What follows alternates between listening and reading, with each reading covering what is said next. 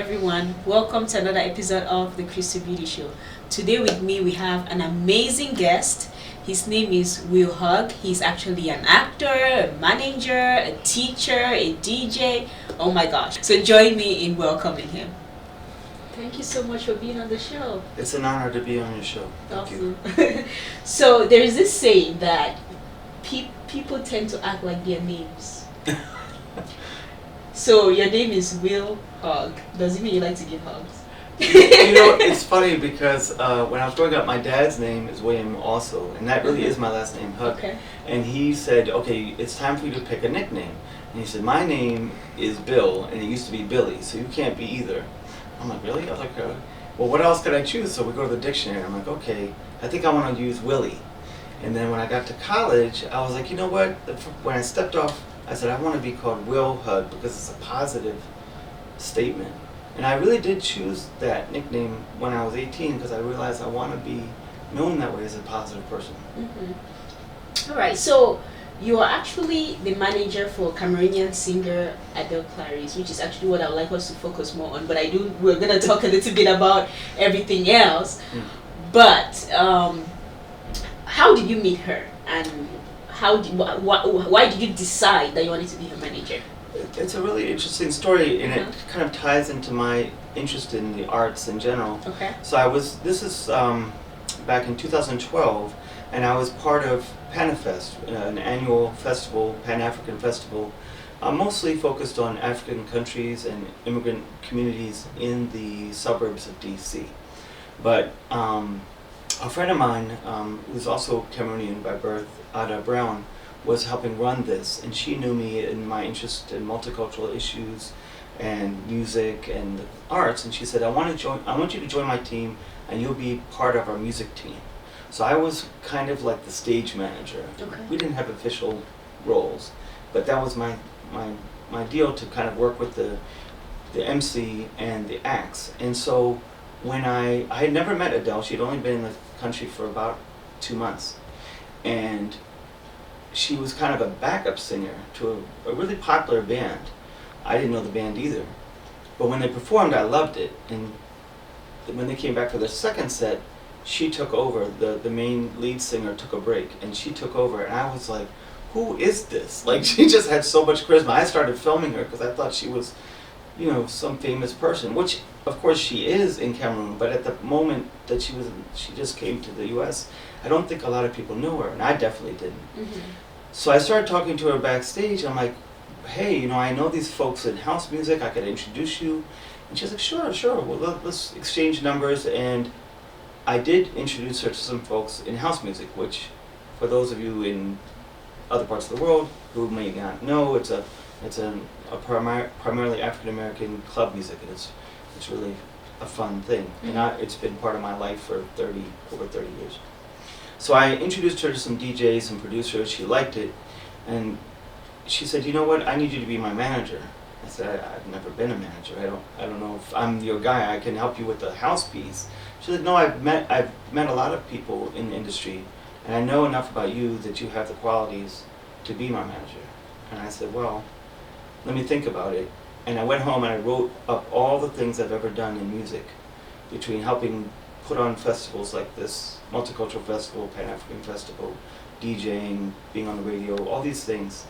I thought, you know what, I have a lot of the experience, but I just didn't realize it until I actually sat down to prove to her that she was right. I gave her the list.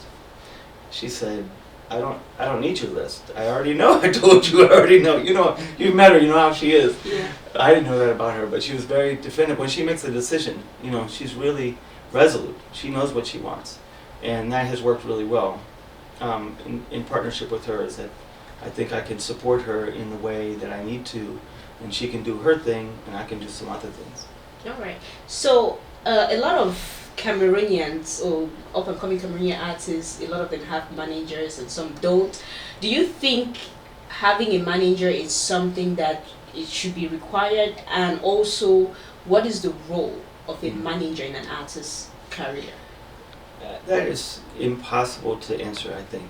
I've seen a lot of successful artists with managers who manage every single aspect of their career from what they eat, who they meet, where they go on tour, who they record with, the legal aspects.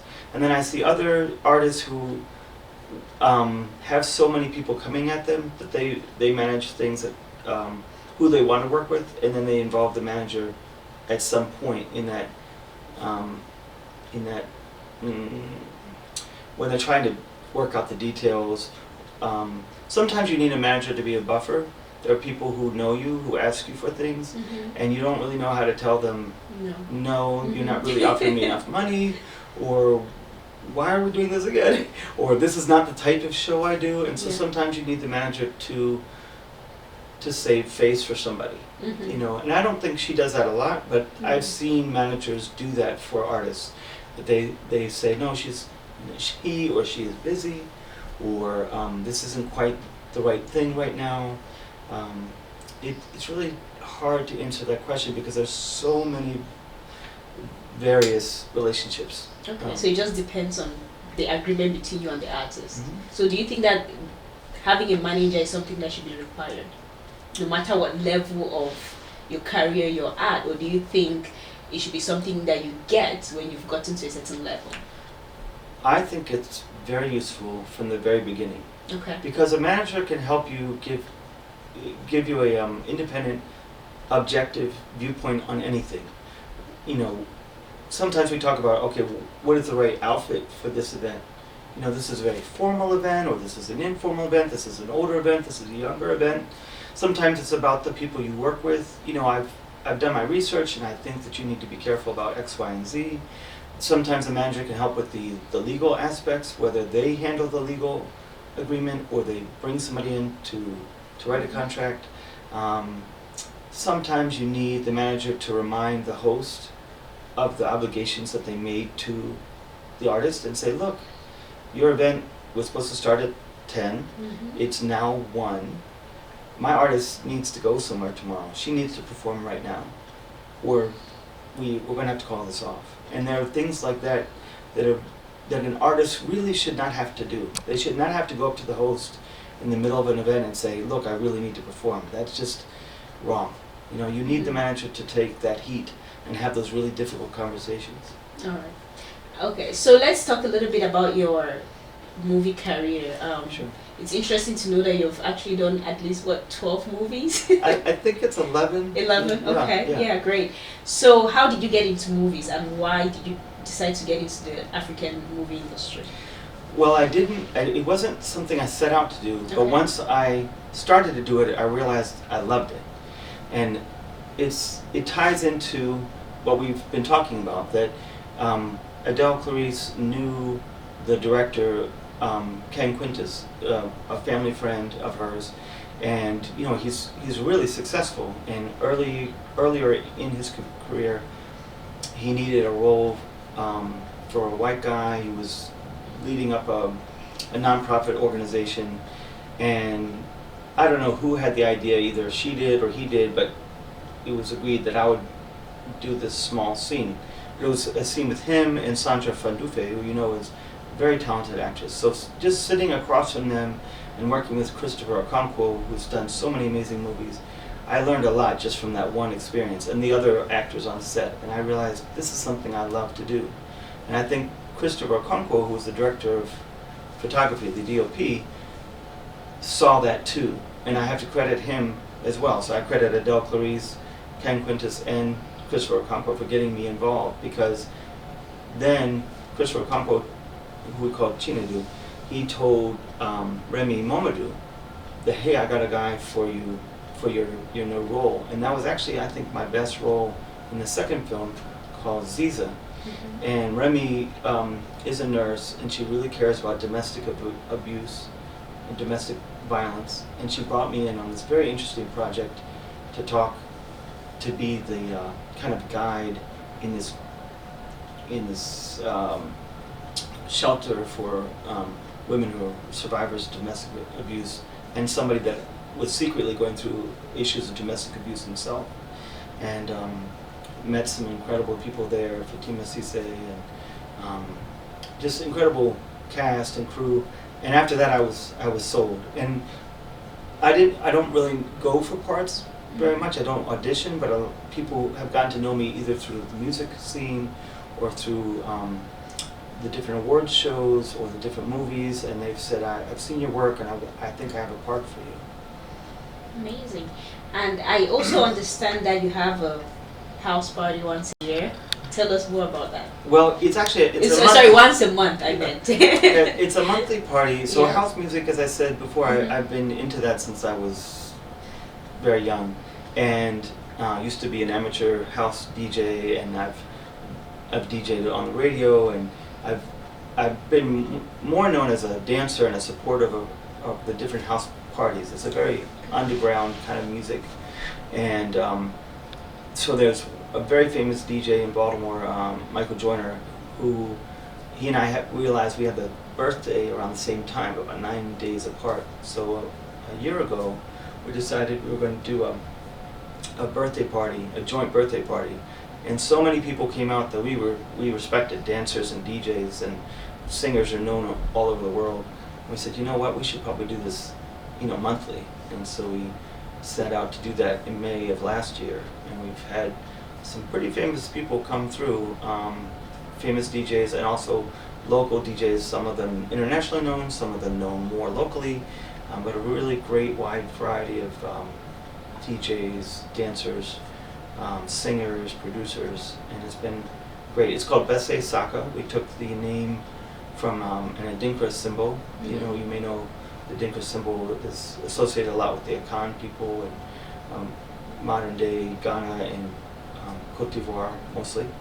And we wanted a symbol that was easily recognizable, easy to say, but stood for something very important. It stands for unity and abundance. It's actually a picture of the kola nut, which in some West African cultures, particularly Igbo, when somebody comes into your house, you break the kola nut, it breaks in half, and you share it.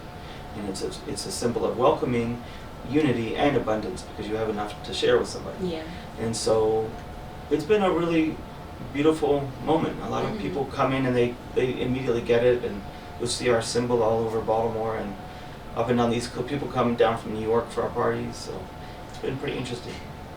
All right, so before we let you go, I wanted to talk a little bit about your teaching career. Can you tell us a little bit about it and your multicultural experiences? Okay. Yeah. So, it's an interesting story. It's a very long story. I'm going to try to make this short. But I've been in a very multicultural, integrated environment since I was very young. So I grew up in a community in the 70s in Baltimore when we were going through integration. And I always tell people I was blessed to go through integration, because a lot of people, the majority white population in the U.S. doesn't. A lot of white folks grow up around other white folks, and that's all they know. But I actually grew up during integration in terms of residential and in my school. And then when I went to high school, it became even more multicultural. And then in college, I studied Soviet studies and African American studies and some Asian studies and women's history. And I realized, wow, there's so much, even though I had a good foundation in history, U.S. history and world history, up through high school, there was so much I was missing out.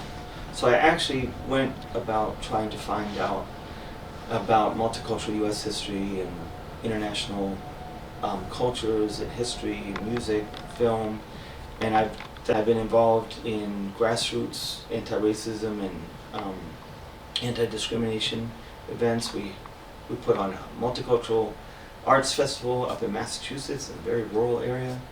And then I worked, as you know, in D.C. on some of these issues. I worked with refugees, I worked with ESL students.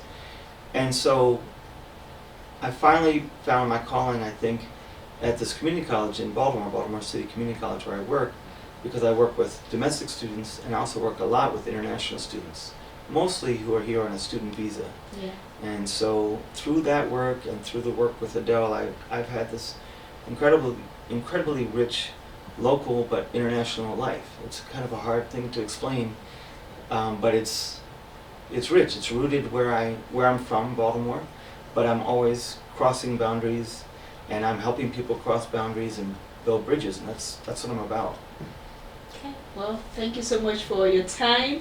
Do you have any last words for our viewers?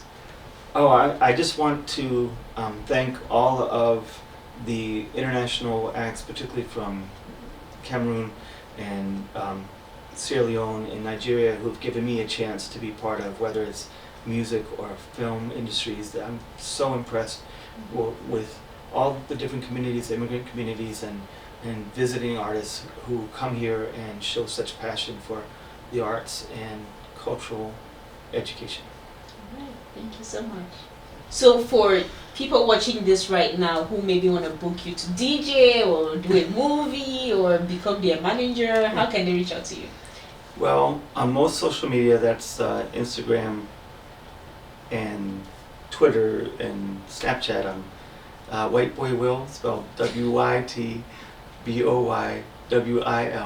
Is a name given to me by my house music community. That's why I'm White Boy Will.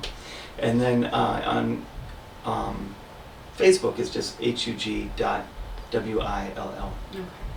Alright guys, thank you so much for watching. As usual, leave your comments, follow us on Twitter, like our Facebook page, and until next time, this is Crystal saying goodbye.